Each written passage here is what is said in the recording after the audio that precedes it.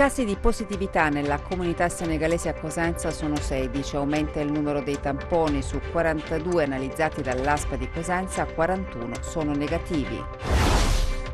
Il comune di Castrolibero ha disposto la quarantena per la famiglia senegalese risultata positiva al Covid-19. I vigili urbani garantiscono il rispetto delle disposizioni. Proiettile e foto con una croce disegnata al magistrato antimafia di Reggio, Tommasina Cotroneo. Cadono le accuse di associazione per tutti gli imputati. Il PM Graziella Viscomi, non luogo a procedere per Occhiuto. Cannavino chiuso, cantieri e semafori rendono difficile il collegamento con la Sila e la vecchia provinciale è una strada piena di buche.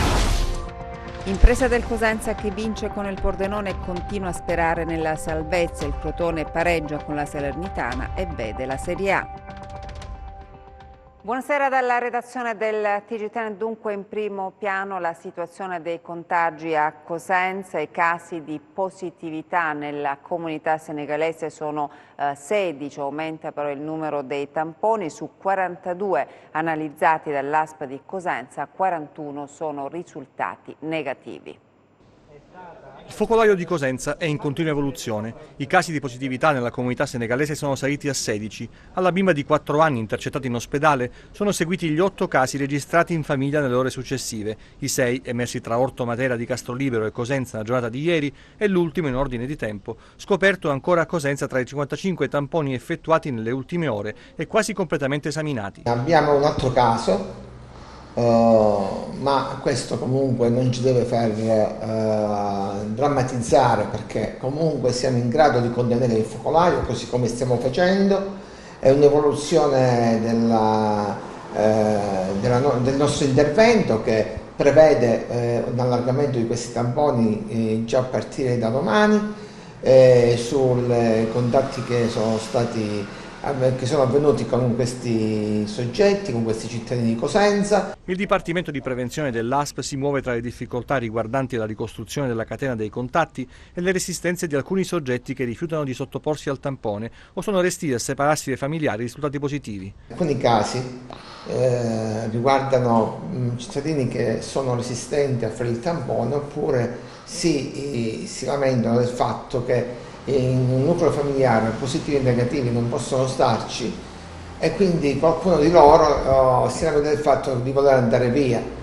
È una situazione che noi cerchiamo di risolvere perché parliamo costantemente con questi soggetti, li tranquillizziamo, però è chiaro che queste criticità vanno affrontate e risolte anche con l'aiuto delle altre istituzioni e appunto per questo io oggi avrò un incontro telefonico con il prefetto alle 18 in cui espliciterò le mie preoccupazioni in merito a questo piccolo problema che comunque sicuramente troverà una soluzione. Nonostante l'attività della task force si svolga nella massima trasparenza, salvaguardando naturalmente la privacy dei soggetti interessati, non mancano le fake news che il direttore Marino smentisce categoricamente. Non bisogna nemmeno credere a tutte queste fake news che parlano di casi che riguardano supermercati, che non fanno altro che dare allarmismi inutili. Non dobbiamo creare allarmismi inutili, noi dobbiamo invece perseguire un risultato che è quello di contenimento del focolaio.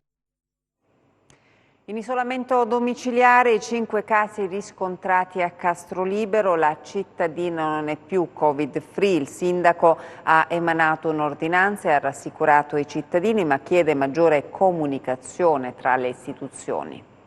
È tutto sotto controllo, lo dice il sindaco di Castrolibero Giovanni Greco, ma sono state ore concitate quelle di ieri dopo la notizia dei 5 positivi al Covid-19 in città.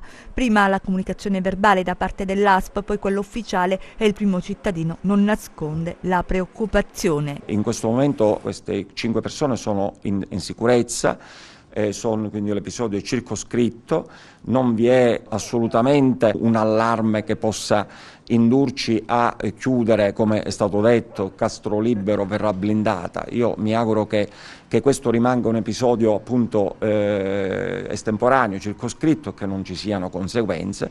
Questo però vuol dire che dobbiamo stare molto attenti. I sindaci e l'appello non possono essere lasciati da soli. Che ci deve essere anche un coordinamento sovracomunale, perché se queste persone al rientro, non so se 1, 2, 3, non conosco i numeri, al rientro in Italia da Fiumicino fossero state diciamo, segnalate alle regioni, le regioni avrebbero gestito diciamo, così come abbiamo fatto, stiamo facendo, andando a contattare queste persone e mettendole in quarantena. Stiamo parlando di un sistema che non deve obbligatoriamente abbassare il livello di attenzione e la comunicazione diventa importante. Bisogna segnalare questi arrivi ai governatori delle regioni, ai presidenti delle regioni, ai distretti sanitari, in modo che poi attraverso i sindaci si possano gestire al meglio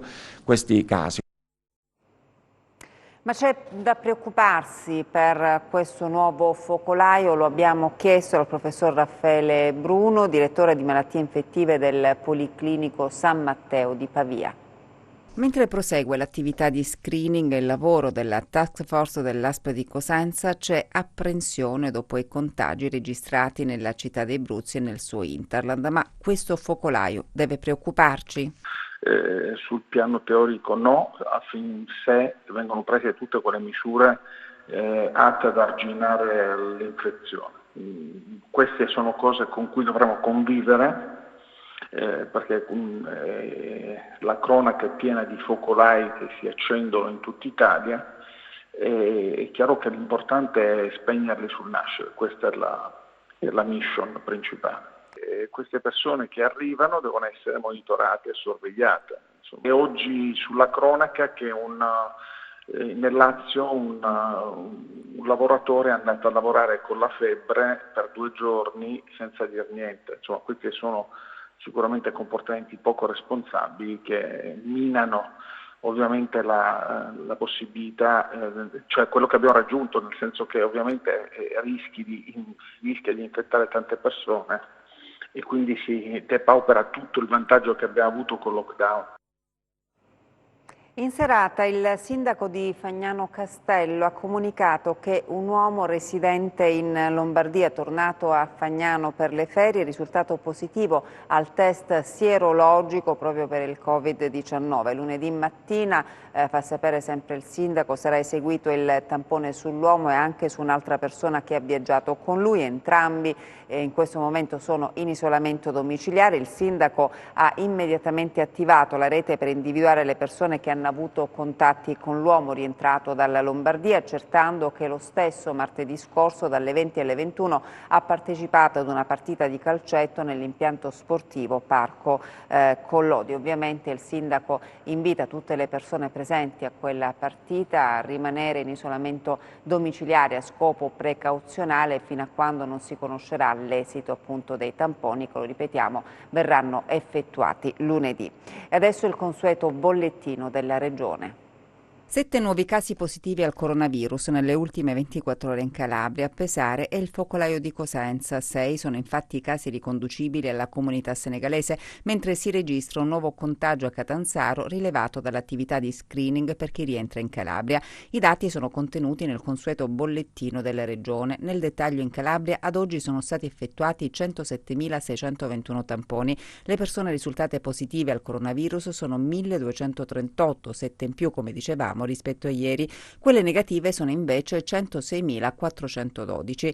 Territorialmente i casi positivi sono così distribuiti: a Catanzaro 3 in reparto, 2 in isolamento domiciliare, 183 guariti e 33 deceduti. A Cosenza 16 in isolamento domiciliare, 435 guariti e 34 deceduti. A Reggio Calabria 2 in reparto, 19 in isolamento domiciliare, 257 guariti e 19 deceduti. A Crotone 2 in isolamento domiciliare, 113 guariti e 6 deceduti. A Vibo Valentia 2 in isolamento domiciliare, 78 guariti e 5 deceduti. Dall'ultima rilevazione le persone che si sono registrate sul portale della Regione Calabria per comunicare la loro presenza sul territorio regionale sono in totale 10.523.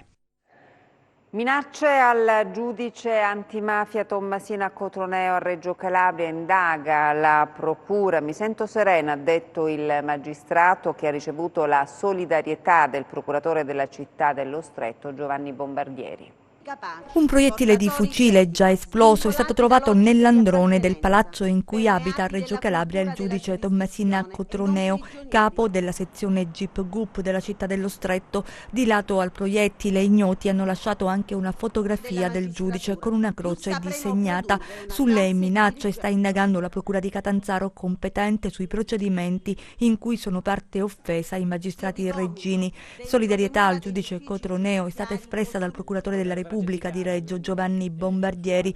Quanto è accaduto, ha detto, ha il significato di un pesante attacco non solo al singolo giudice ma all'intera giurisdizione del distretto di Reggio Calabria, in un momento in cui sempre più efficace risulta il contrasto alla criminalità organizzata di stampo 'ndranghetistico. Mi sento serena, il primo commento di Tommasina Cotroneo, perché spiega: il lavoro l'ho sempre svolto nella mia terra con grande passione, assoluta dedizione e altissimo senso del dovere e del sacrificio. Continuerò a lavorare, non arretrerò perché la toga è la mia pelle, quindi non posso cambiare.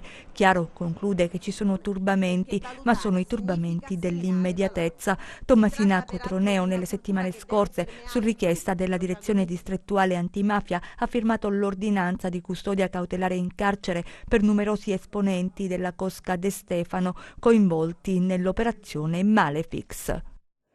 Inchiesta Passepartout, cadono le accuse di associazione per tutti gli imputati. Ricordate l'inchiesta Passepartout? Bene, il PM Graziella Visconti della Procura di Catanzaro ha chiesto il non luogo a procedere per alcuni degli imputati eccellenti finiti nell'inchiesta. Come si ricorderà, il lavoro della magistratura mirava a far luce sulle procedure relative ad alcuni appalti pubblici a Cosenza, e tra questi la metro leggera e la realizzazione del nuovo ospedale. Cadono quindi tutte le accuse di associazione a delinquere per gli indagati. Non si procederà nei confronti di Mario Chiuto, Luigi Incarnato, Luca Morrone, Luigi Zinno, Antonio Capristo, Giuseppe Trifirò. Nessuna condotta irregolare. Il PM ha però chiesto il rinvio a giudizio per abuso d'ufficio per l'ex presidente della regione Mario Oliverio. Si tornerà in aula il 23 ottobre prossimo. Cannavino chiuso, cantieri e semafori rendono difficile il collegamento con la Sila. La vecchia provinciale è una strada piena di buche, ma il presidente della provincia Iacuce annuncia che a giorni inizieranno i lavori anche su questa arteria, che però non sarà chiusa al traffico. Non è semplice raggiungere le località turistiche della Sila Cosentina. Interdetta la statale 107 a causa dei lavori in corso, chi vuole raggiungere l'altopiano può percorrere la vecchia strada provinciale, ma anche qui i problemi non mancano, ad iniziare dalle buche. Noi abbiamo, messo in campo un contributo di 100.000 euro. Tra martedì e mercoledì inizieranno i lavori di ripristino della viabilità, per renderla decorosa per il traffico alternativo per la chiusura della 107. Tenete conto di un fatto, che quella è una strada che noi abbiamo sempre fatto lavori di manutenzione, era la strada che noi la tenevamo in buono stato, perché ogni anno lì si fa la Coppasiva e noi come provincia abbiamo sempre garantito una strada decorosa e percorribile al 100%. Da febbraio su quella strada sono stati dirottati tutto il traffico pesante e voi potete immaginare che quella è un'arteria che non può sopportare un traffico pesante di queste dimensioni. Noi quindi abbiamo fatto uno sforzo, abbiamo messo a disposizione 100.000 euro, abbiamo fatto la gara d'appalto, abbiamo fatto i contratti. Tra martedì, massimo mercoledì, inizieranno i lavori. Noi interverremo su circa 3 km di strada e l'ANAS interverrà su 500 metri è sempre della stessa arteria, quindi nell'arco di qualche giorno credo che lì daremo una risposta concreta ai cittadini. Ma nei giorni in cui saranno attivi i cantieri, sarà dunque possibile percorrere questa strada? Sarà possibile, chiaramente è compatibile con i lavori che si faranno, ma non ci sarà un'interruzione della viabilità, ecco, assolutamente. Non potranno più uscire la sera gli 8 giovani coinvolti in una rissa sul lungomare di Crotone il 4 luglio scorso.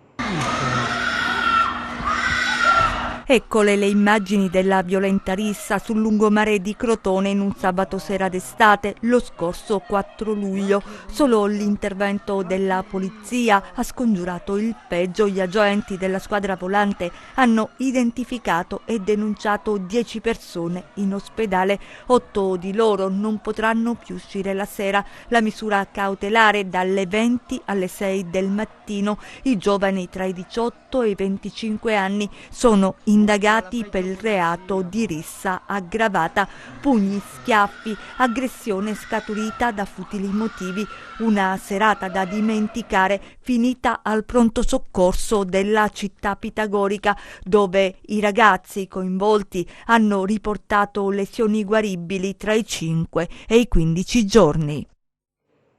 Il monumento ai caduti di Piazza della Vittoria a Cosenza nel mirino dei vandali, l'opera è stata imbrattata con della vernice spray. Ecco il monumento ai caduti di Piazza della Vittoria a Cosenza, preso di mira dai vandali. Ignoti nella notte hanno imbrattato l'opera con della vernice spray rossa, scrivendo frasi contro il patriottismo fascista. Lo storico monumento, che si trova nel centro cittadino all'interno della Villa Nuova, riporta i nomi dei caduti per la patria, mentre nei blocchi posti alla base i testi di importanti documenti legati alla Grande Guerra, come il proclama del re Vittorio Emanuele alle truppe combattenti del 24 maggio del 1914. I vandali hanno imbrattato la parte del monumento che reca alcune frasi tratte dai discorsi di Mussolini. L'opera fu progettata dall'architetto di Palmi Nino Bagalà e scolpita dallo scultore Clemente Spampinato. Venne realizzata tra il 1935 e il 1936 e inaugurata il 24 maggio del 1936 alla presenza del principe di Piemonte Umberto di Savoia. L'atto vandalico ha suscitato la dura reazione di Casa Pound Calabria, che parla di gesto ignobile che denota la totale mancanza di rispetto verso la nostra storia. Sull'episodio sono in corso indagini da parte della polizia. Prima riunione operativa a Crotone per la nascita del distretto del cibo.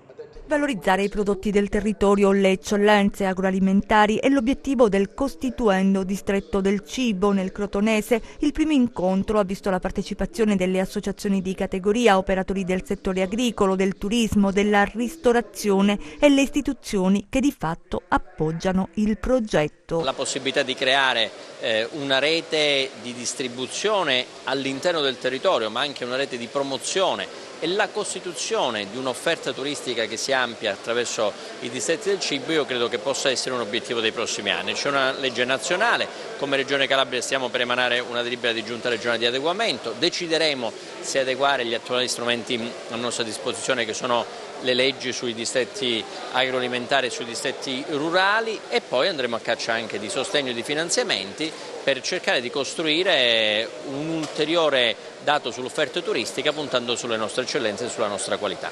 Lo sviluppo della Calabria passa anche dalla tavola e l'idea di Confindustria. Noi abbiamo dei prodotti di grandissima eccellenza, questi però devono avere una grande visibilità, devono essere prodotti tracciati, devono essere prodotti che devono essere sul mercato nazionale e internazionale, ma soprattutto quello che vuole creare oggi Confindustria è una grande rete, una filiera dove ognuno deve capire che ha bisogno dell'altro. Ma soprattutto ormai piccolo non è più bello come si pensava una volta, ma bisogna essere grandi, se no veniamo assorbiti dalle grosse multinazionali. Parliamo adesso del Festival del Teatro Classico ideato dal Comune di Portigliola in collaborazione con il Parco Archeologico di Locri.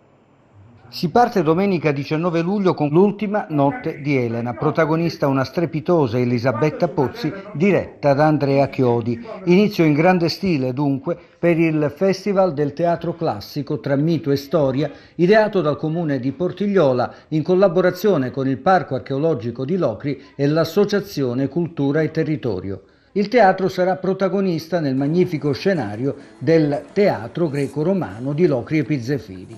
Diretto da Edoardo Siravo, il festival propone un cartellone di tutto rispetto. Dopo il 19 si esibiranno gli attori della compagnia Locri Teatro che allestiranno un particolare di Poré per la regia di Bernardo Migliaccio Spina. Bellissimo si preannuncia lo spettacolo e riuscirono a veder le stelle. Un gruppo di astrofisici mostrerà le meraviglie del cielo mentre l'attore Antonio Tallura reciterà versi immortali. Altro appuntamento confermato sarà lo spettacolo del tramonto, quest'anno Aulularia di Tito Maccio Plauto, protagonista Massimo Venturiello. Il 15 agosto Portiglio l'Alba, all'alba di Ferragosto, versi e musica. In cartellone naturalmente il direttore artistico Edoardo Siravo. Quest'anno sarà un magnifico Prometeo per la regia di Patrick Rossi Castaldi. La kermesse sarà chiusa dalla serata di gala del premio intitolato ad un grande attore della Locri antica. Lo scorso anno, lo ricordiamo, fu consegnato all'immenso Mariano Riggillo. La pagina sportiva adesso, impresa del Cosenza che vince a Pordenone e continua a sperare nella salvezza. Fino alla fine il Cosenza ci proverà fino all'ultimo secondo. Non era facile ripartire ad handicap e non è facile rincorrere, ma i rossoblù di Occhiuzzi stanno meritando di restare in corsa per la salvezza. Lo dicono i numeri, le 4 vittorie raccolte, di cui 2 in trasferta, e 13 punti conquistati nel post-lockdown. Bottino impensabile per una squadra che nella parte più consistente della stagione ha balbettato e raccolto il minimo sindacale. A Trieste contro il Pordenone i Lupi hanno offerto un'altra prova di spessore, in linea con le prestazioni di questa fase e senza le sbavature che hanno compromesso l'uscita infelice alla Spezia. Giusto il tempo di resistere all'approccio grintoso dei padroni di casa che al minuto 17 di un venerdì 17 il Cosenza si è visto assegnare un calcio di rigore per il fallo di Almici su Emanuele Rivière. È stato lo stesso bomber francese a realizzare il gol del prezioso vantaggio dal dischetto spiazzando Bindi, non a rete per l'attaccante ex Monaco, punta di diamante del Cosenza. Sono bastati 5 minuti per trovare il raddoppio, con Luca Bittante puntuale sul traversone di Casasola e abile a superare Bindi schiacciando di testa. Cosenza sugli giri, Pordenone nelle corde, con Casasola vicino al tris. Bravo stavolta Bindi ad annullare il suo tentativo. Nella ripresa l'11 di Occhiuzzi non ha mollato di un centimetro, rischiando poco e incassando il gol dell'1-2 grazie alla fortunata deviazione di Candellone sulla conclusione di Tremolada. La pressione dei Ramarri, alla ricerca del pari, non ha scomposto il solito assetto rossoblu. I 3 punti del Rocco sono ossigeno e speranza. A 3 gare dal termine tutto può succedere e il Cosenza ha l'obbligo di provarci e la forza per riuscirci. Il Crotone invece pareggia con la Salernitana e vede la Serie A. 11° risultato utile consecutivo per il Crotone che allo Scida pareggia con la Salernitana allungando a +6 sullo Spezia, terzo. Avvio di gara subito pimpante con le due squadre che tentano subito di sbloccare il match. Akpak Pro fa tutto bene ma colpisce male la sfera sfiorando il palo alla destra di Cordaz. La risposta del rossoblù arriva con Simi che chiama Micai a super intervento sul colpo di testa ben indirizzato dopo un ottimo cross di Mustacchio. I padroni di casa sfiorano di nuovo il vantaggio alla mezz'ora con Zanellato ma il suo tentativo di testa su invito di Benali termina di un soffio fuori. A rientro degli spogliatoi però i campani passano subito in avanti con Maestro, gol contestato perché successivo a un presunto fallo di Djuric su Golenic. La reazione dei padroni di casa c'è e il gol del pareggio arriva già al 53esimo con un capolavoro su punizione di Messias. Gli uomini di Stroppa creano una doppia occasione, prima Micai salva su Benali, sulla ribattuta e Aia a immolarsi e respinge il tentativo ravvicinato di Simi. Al 63esimo gli ospiti restano in 10 per il doppio giallo rimediato da Curcio. Barberis fa venire i brividi a Micai su punizione, palla a fil di palo. Poi l'altra chance per i pitagorici con Benali, ma Micai fa gli straordinari e salva. Il Crotone va alla ricerca del meritato gol vittoria e ci prova fino all'ultimo, ma la Salernitana, in affanno, riesce a salvarsi, il risultato non cambia più. E in chiusura le previsioni del tempo.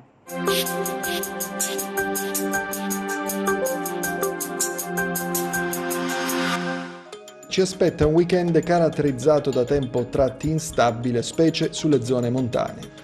Domani sereno poco nuvoloso al mattino, ma con temporanei annuvolamenti più consistenti associati a rovesci sparsi, specie da metà giornata a primo pomeriggio, che potrebbero assumere localmente anche carattere temporalesco, in particolare modo sui versanti centro-orientali di Pollino e Sila. Temperature sotto le medie del periodo.